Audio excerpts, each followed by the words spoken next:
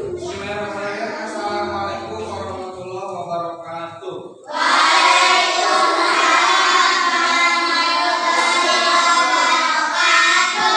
Kabar hari ini? Sehat?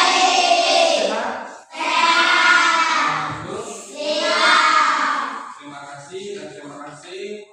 Sebelum memasuki pembelajaran, Bapak lihat tentunya sudah sesuai dengan kesiapannya, sudah rapi. Nanti kita dilanjutkan dengan berdoa. Sebelum mengawali pembelajaran,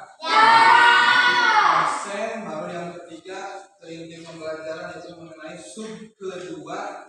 Pembelajaran pertama mengenai perubahan energi. Oke, kita doa dulu. Sebelum masuk ke pembelajaran, baiknya kita berdoa terlebih dahulu. Berdoa di dalam hati dimulai.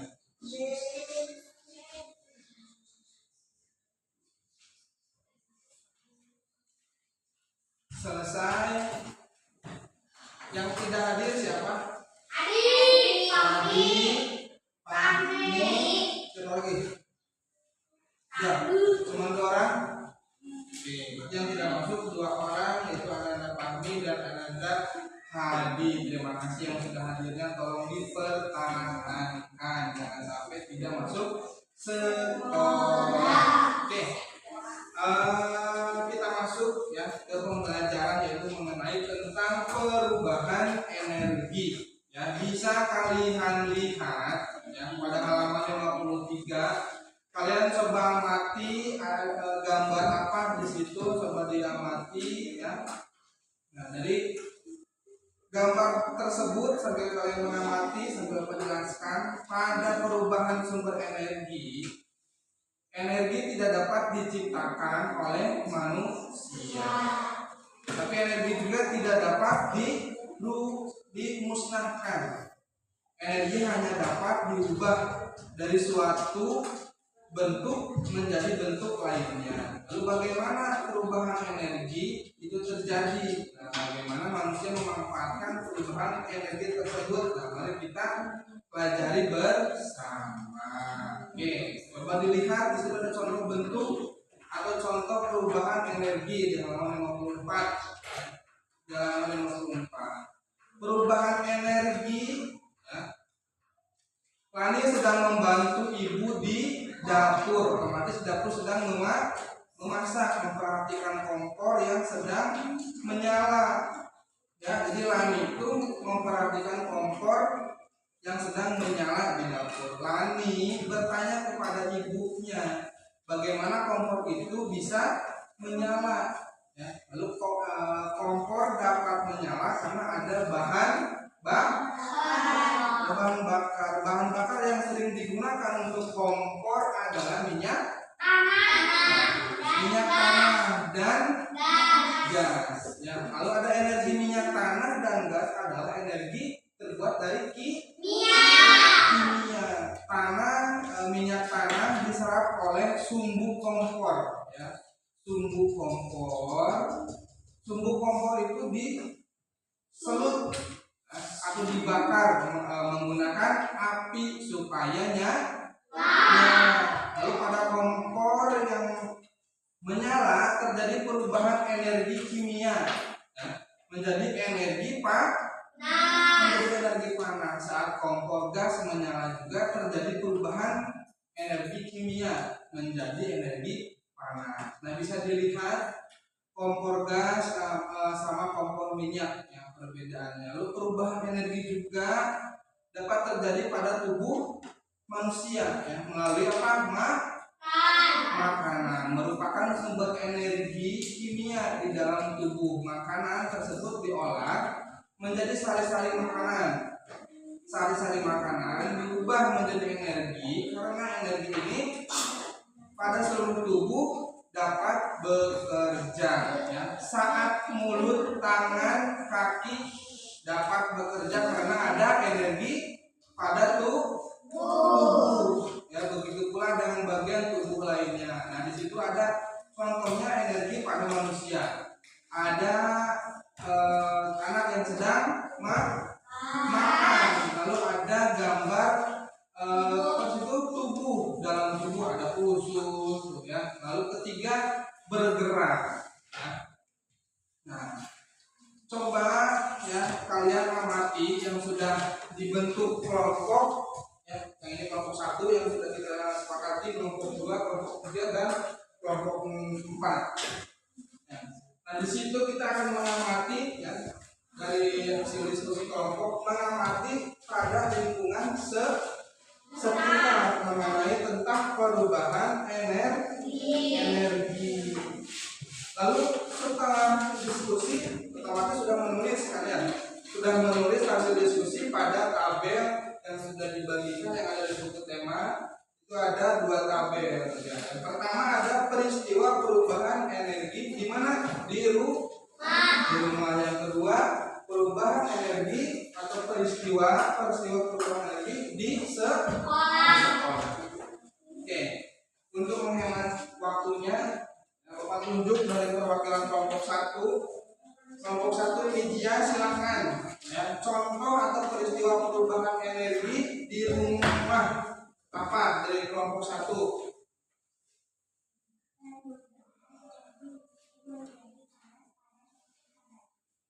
Perubahan energi listrik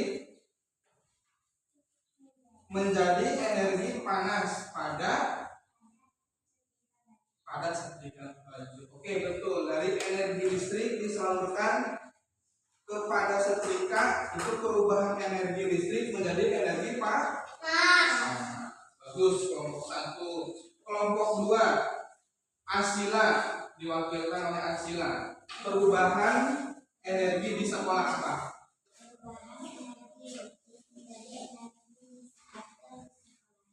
Perubahan energi listrik menjadi energi bunyi saat bel di sekolah. Betul, dari energi listrik disalurkan kepada energi bunyi. Bunyi itu suara melalui bel sekolah. Kelompok 3 diwakilkan oleh Gilang. Coba, peristiwa perubahan di rumah.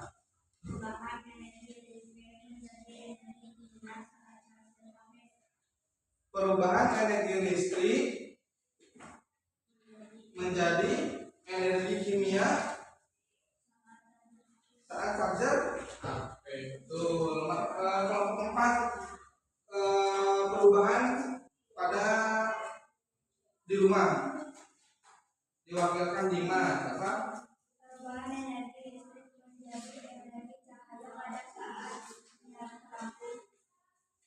Perubahan pada energi listrik menjadi energi cahaya pada saat menyalakan lampu. Oke. Nah, itu berarti jawaban-jawaban yang sudah dibuat oleh kalian. Oke, kita lanjutkan ke selanjutnya, yaitu mengenai menari.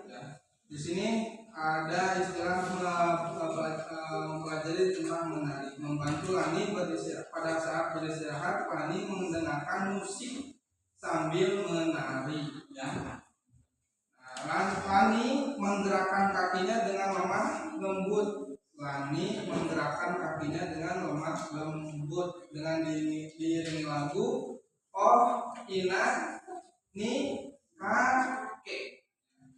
Pada menari ini gerakannya ada 2. Bukan 2, ada 3 gerakan. Gerakan yang pertama apa? Tangan bertolak di pinggang, lalu kaki kanan dijalurkan ke depan menyilang ke kiri. Posisi ujung telapak kaki menghadap ke atas, tumit menyentuh lantai, melakukan pergantian dengan kaki kiri menjelang ke kanan. Gerakan kedua, kaki kanan dibuka ke samping kanan, kaki kiri merapat sambil ditekuk lututnya, badan juga dicondongkan ke kanan. Kemudian kaki kiri digerakkan ke samping kiri, kaki kanan dirapatkan ke kiri sambil menekuk lutut, badan dicondongkan ke kiri, lalu kembali ke posisi semula. Nah, gerakan yang ketiga, kaki kanan digerakkan ke samping mana? Samping kanan, sambil kedua lutut ditekuk, badan itu turun mengikuti gerakan lutut yang menekuk. Saat lutut ditekuk, kedua tangan diayunkan ke depan sampai batas dada. Setelah itu diganti oleh gerakan kaki kiri. Nah, dari cerita ini yang menyambung ke dalam satuan waktu. Di sini kita bisa lihat Lani setelah pulang latihan itu pukul 12.30 ya, 12.30. Lalu Lani merasa sangat lelah. Lani itu merasa lelah, pergi ke kamarnya, langsung tidur siang. Sampai di kamar Lani langsung membalikan tubuhnya, tidak terasa lama kemudian Lani pun tertidur. Tepat di pukul 16.00 ya, Lani terbangun, jam dindingnya berbunyi. Nah, lalu jam dinding berbunyi, segera bangun, lalu mandi. Selesai mandi, ganti pakaian, Lani mengulang pelajaran. Kebetulan ada PR. Dengan seriusnya Lani melihat jam dinding menunjukkan pukul 17.30. Pekerjaan Lani selesai. Nah, dari si Lani bangun tidur ke jam 16.00, lalu melanjutkan dengan mengerjakan PR, selesai di pukul 17.30. Oke, coba tanya. Yang pertama,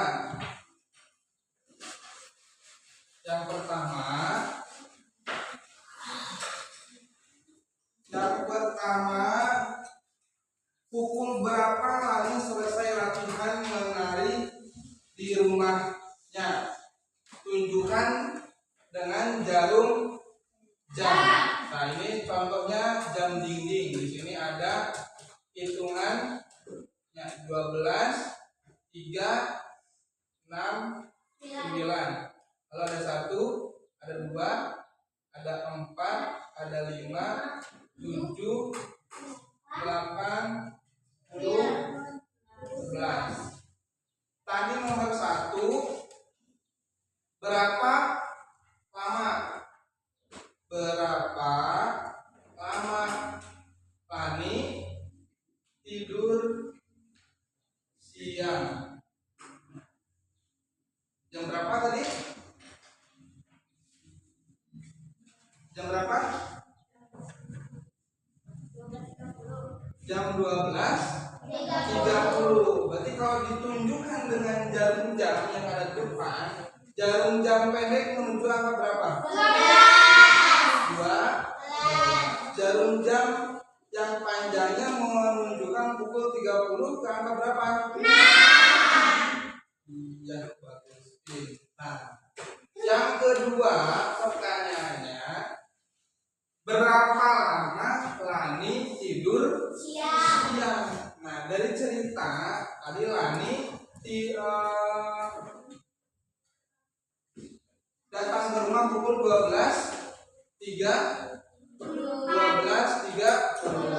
Lani melanjutkan tidur siang dari jam 12.30 sampai jam 16.00. Nah, berapa lama Lani tidur siang? Jam berapa? 2 jam 30 menit. Salah atau betul? Salah. Yang betul adalah berapa?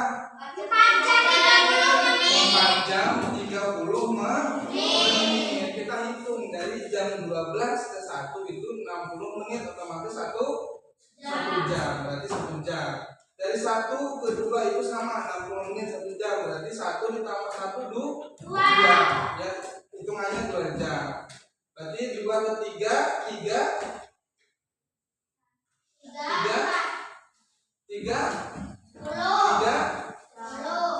jam